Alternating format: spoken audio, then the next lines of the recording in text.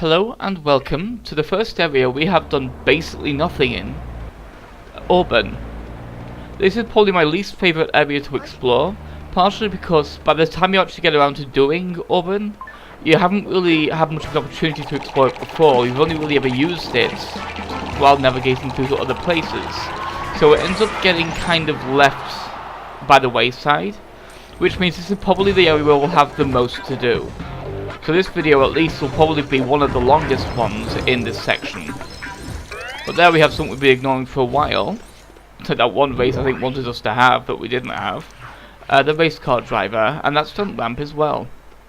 And this area is interesting in that it has at least one of these car thievery missions.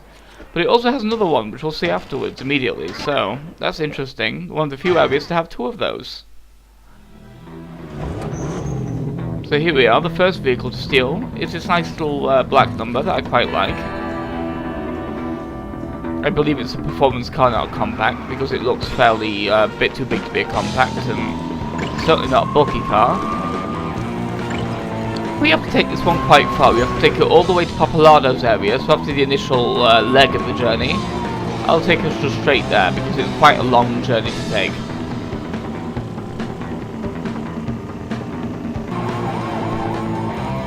Here we are, Little Italy. I know it's not called that, but it's the easiest thing. She's really And there we go. Luckily there's fewer of the vehicle missions than all the other missions in the game, because some of them can be a little tricky at times. Like that one I lost half my health on, which is kind of ridiculous. Here we are, back at the train station, back at Auburn. Because just up this hill, we actually already have the other one of those we can do in this area. We might as well get it done now while we're here. This is one of the first things we'll need Rex Fury for, because he has the strength power.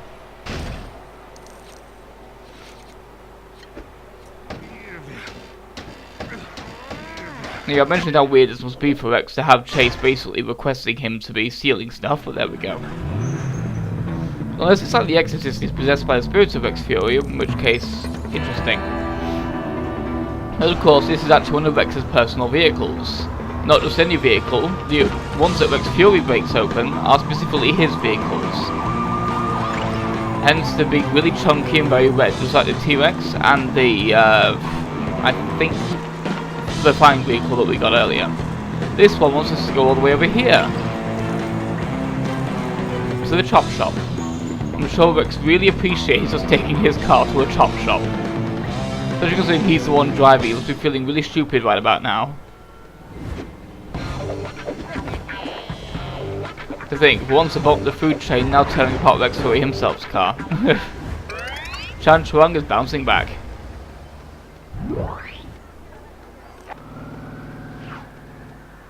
And here we are back at the dock again. For one of the, we'll be staying around here now. That was the last we'll ever have to leave the dock to do anything relating to it. This area's kind of weird boundaries in general. Like, it's got some areas where it looks like it will be the start of the bridge, but it's still Auburn proper.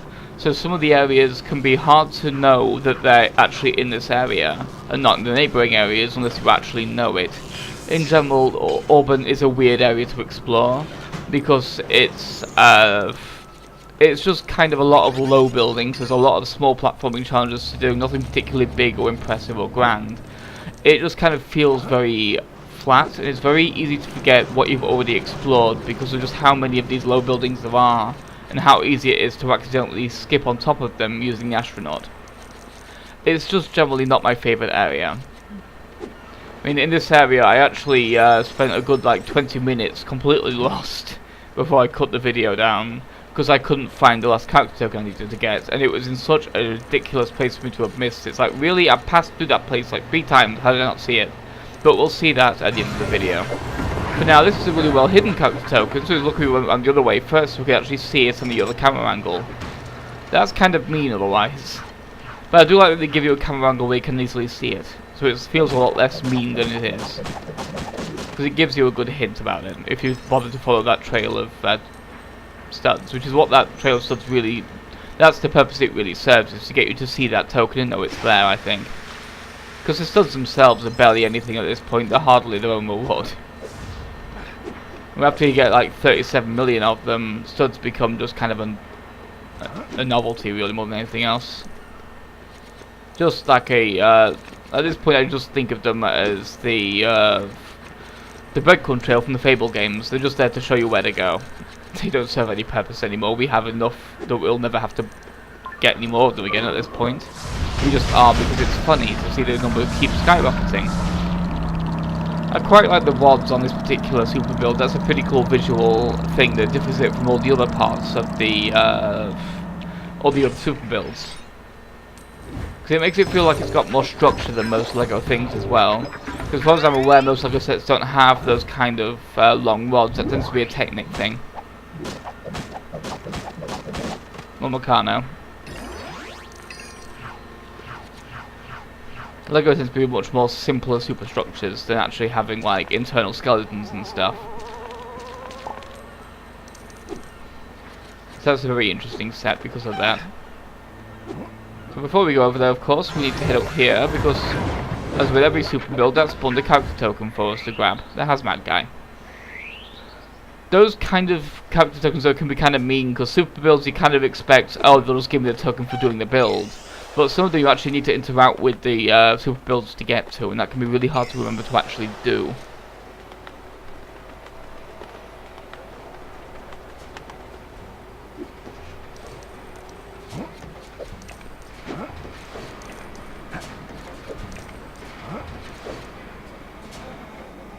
I like the way that flowed into itself. That felt pretty good to jump straight onto that wire. Now we've got a few things all clustered around here. So yeah, Auburn has this kind of problem where it has a lot of small buildings that you'd think would have important stuff on them, but a lot of them are just like tiny little super bricks and stuff that just aren't really worth the effort to get to some of the rooftops. That you'll see from distance later on, whereas I just don't bother getting them because it's just a pain to go through the entire route again for what would amount to like 4,000 super bricks at this point, because we really do not need that. We'll get so many super bricks in this video alone that, again, we'll just never have needed them ever again after we'll basically have probably close to enough to do all the super builds immediately. I mean, there's probably a few, of course, that, like, some super builds are quite expensive, but it does give you that kind of freedom, a little bit of, oh, I don't need to bother with that very small super brick that's a bit out of the way to get to. And I quite like that, because they don't give you any percentage points. So there's really no point to seeking them all out, because they don't even give you a count of how many there are. So you could easily miss one and just not notice. So it's easy just to not stress about them.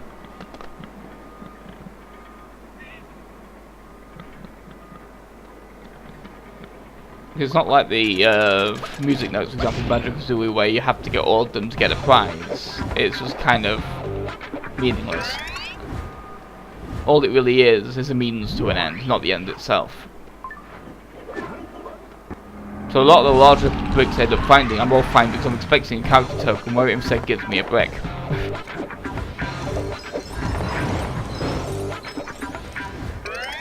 Yeah, a lot of the vehicles we haven't got yet we'll be getting from super builds, because there's a lot of super builds in each area. Like, a lot of areas have like 6 or 7 an average. And yeah, the anchor only really gives us a large super brick, which is still nice to have. Now we have almost 100,000 other things. And over here, this crane is a little bit of a tricksy thing, because you'd think you could climb up here from here because of the way everything's laid out. But you actually don't. The crane's actually completely irrelevant to this whole situation. First we'll head over here to just grab this because it's just here and it's not too far out of our way. You may notice the stud count jumping quite largely. That's because I had to edit out quite a lot of wandering around when trying to find what I needed to do in this area, because it's big, it's sprawling, and a lot of the areas are just kind of, they don't really have enough that's worth doing. Like, some of them have things that we've already bypassed, like vending machines that we no longer need, that kind of thing. That, of course, I'll be showing off where they are, but they still just kind of fill the time a little bit at this point in the game, with as many red bricks as we've got. So on top of the boat we came into LEGO City on, which is a nice little kind of not quite a callback, but it's a way of kind of wrapping things all together. I believe that's meant to be the same container anyway. It seems similar at least. But either way, it's also the place where we found the last of the first of the from the first mission's clown people. So they're like they're dog people. You know what I mean by that. Clown robbers. There we go. It's a good kind of a either way. It's a good kind of callback to the beginning of the game. Here's me trying to get across cleverly but failing. A lot of these kind of rocks can be really annoying to navigate because all the surfaces except for a very small sliver of them right in the middle that you can stand on are slide-off surfaces. And this can be really frustrating to navigate because of that, because sliding off something in this game takes so long at times. It's like, oh come on, let me get some footing. Don't do this to me. But most of what this dock is used for are these storage containers, which are the equivalent of the shopping mall of the other areas that some areas have in the game as well. This is a large collection of mostly these colour machines and other vending machines, and one super brick that we'll get right at the end of the trail of storage containers. All that's really up the storage containers are studs. That's all that's really up there. Studs and small bricks, and it's just, it's fine. But either way, these docks feel very empty right now. There's just not a lot to do here in general. And we have these. I quite like those bananas went green. That was kind of an interesting, if accidental, kind of a thing. But colouring all the bananas yellow gives us access to a character token, of course, as you always do with these colour gun challenges. I like Samson's hair, which I guess is kind of fitting.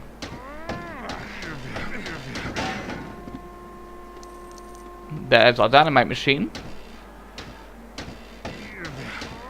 But it was worth it in the end to explore all of these crates, because in here we have a large super brick. For an even more hilarious number of bricks. Which of course, the number of bricks that you get differs a lot from the number of studs, because studs have really amazing amounts is a very different amount to an amazing amount of bricks, because you need far fewer bricks. This particular free run isn't particularly exciting, but it does add some interesting aspects in that you need to use a specific costume to get through it entirely. So it's best to just start with that costume so you don't have to worry about switching them in the middle of a time-based battle mission thing. There's a few situations like that where some minigames are attended a bit by adding a secondary costume that you need to switch to advance in them, which is an interesting way of keeping the difficulty going and scaling up throughout the game. You never have to change into more than one thing, and if you start with the right thing, you never have to change period in some cases.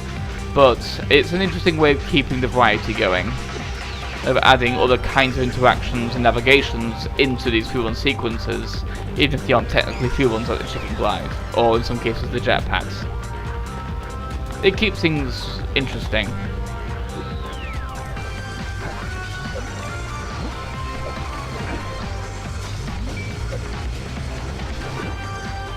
Unfortunately, I wasn't able to be quite as fluid on that one, but there we go.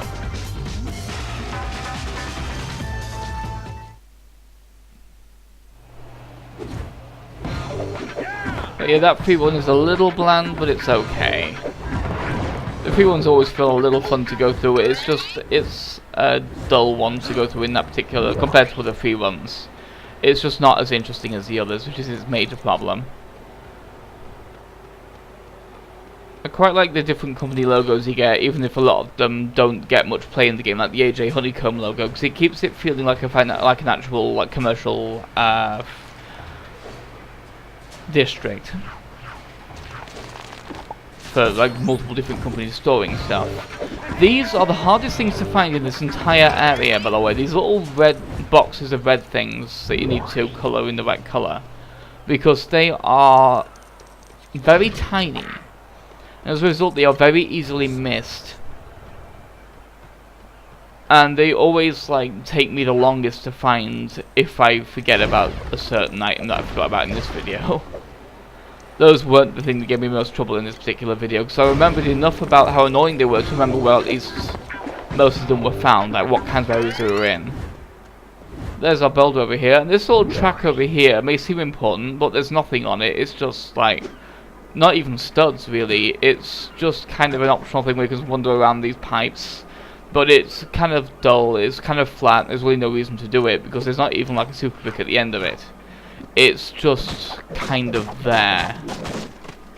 It's not even like you're supposed to tutorial for that kind of stuff like the playground is, because it's not really on your way anywhere like the playground is.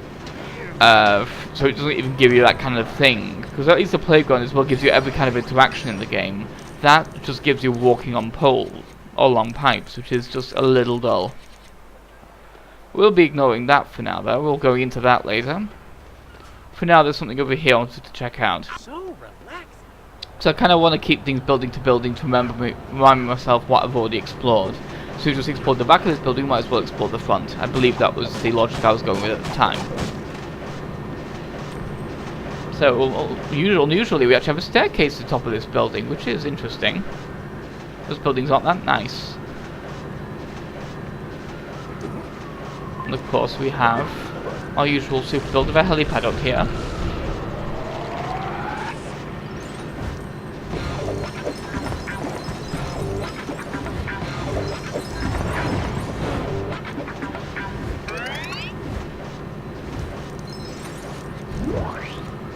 There we unlock another helicopter, Hera.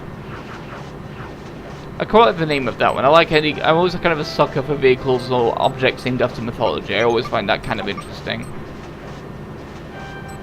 Whoops.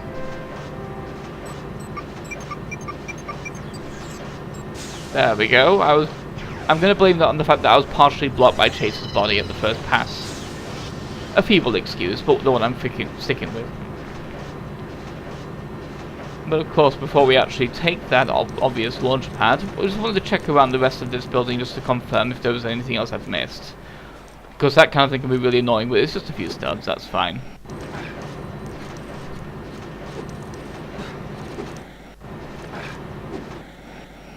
So here's a little shortcut to get back up there.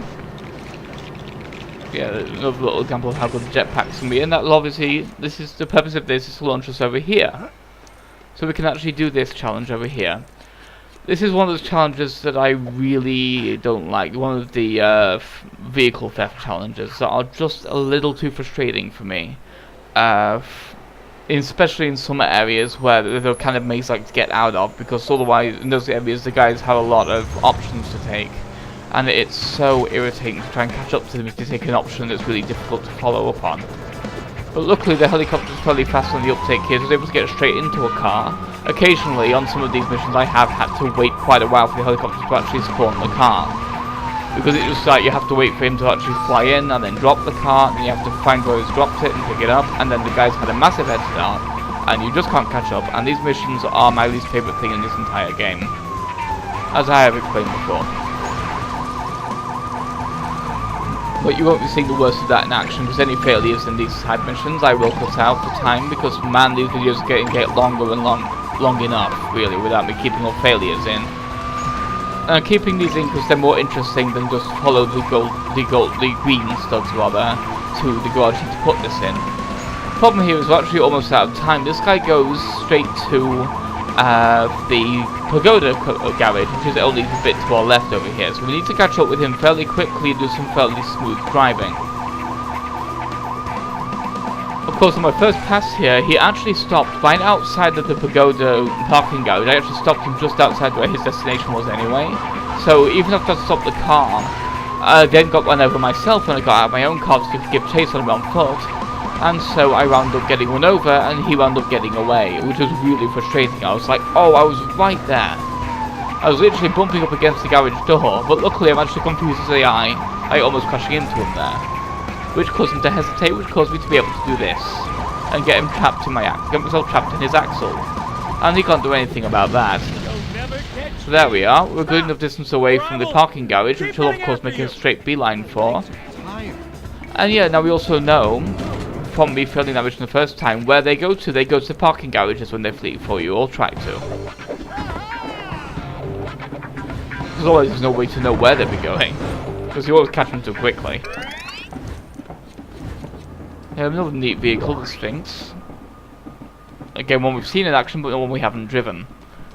That's the interesting thing with those kind of missions, because we see vehicles in action, but we don't actually get to drive them until we unlock them ourselves, which is an interesting kind of a little teaser for those vehicles compared to the vehicle theft missions or the races.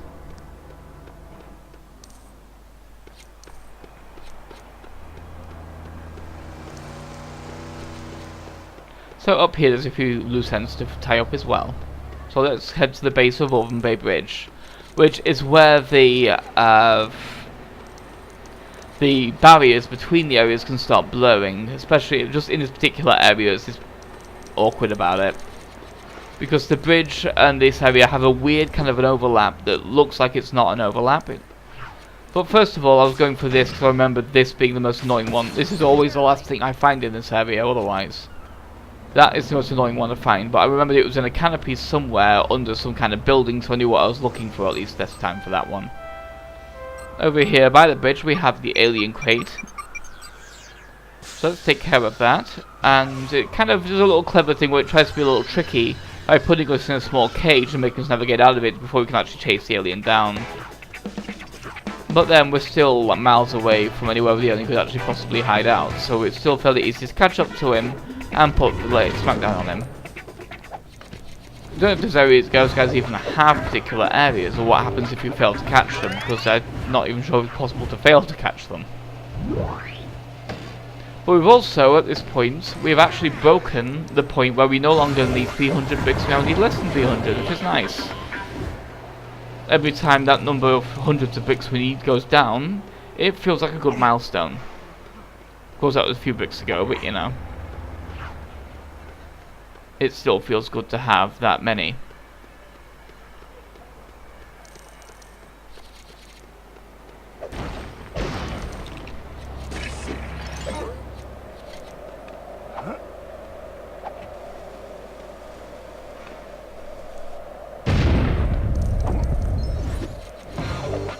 There's a statue, and again, this looks like a statue on the bridge, but it's not. It's still in Auburn.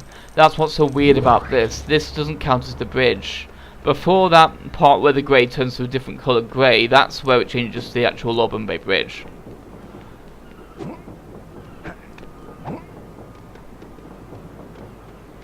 Before that, it's actually still Auburn proper. Which is a little odd, and it always kind of throws me off. Because it feels kind of less distinct than most areas as a result of that.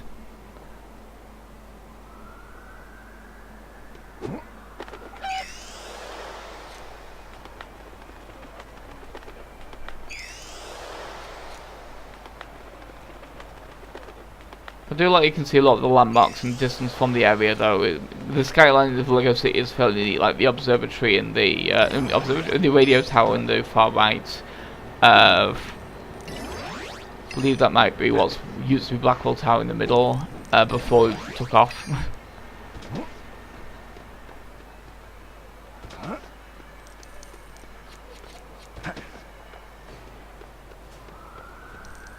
Here we are.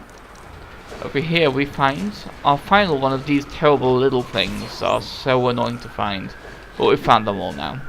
I think there's not, I can't quite tell if it's meant to be apples or lobsters really. A more common, more likely to become kind of crab or lobster thing. It's hard to tell.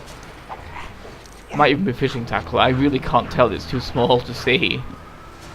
And I never pay enough attention to really see what it actually is. I just know it's white, it needs to be red. So here we can get, this is obviously meant to be the first one we find, which is right by Henryk Kowalski's lab. But also behind the lab we find this set of obstacles here to navigate to.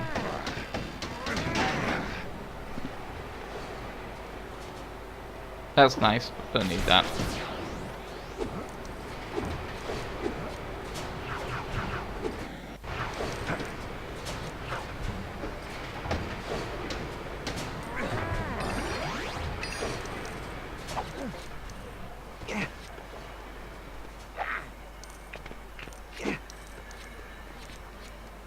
Of course, this video I have split into two parts, so this is coming close to the end of part 1, me getting this thing by the target, and seeing the next area I'm going to be exploring.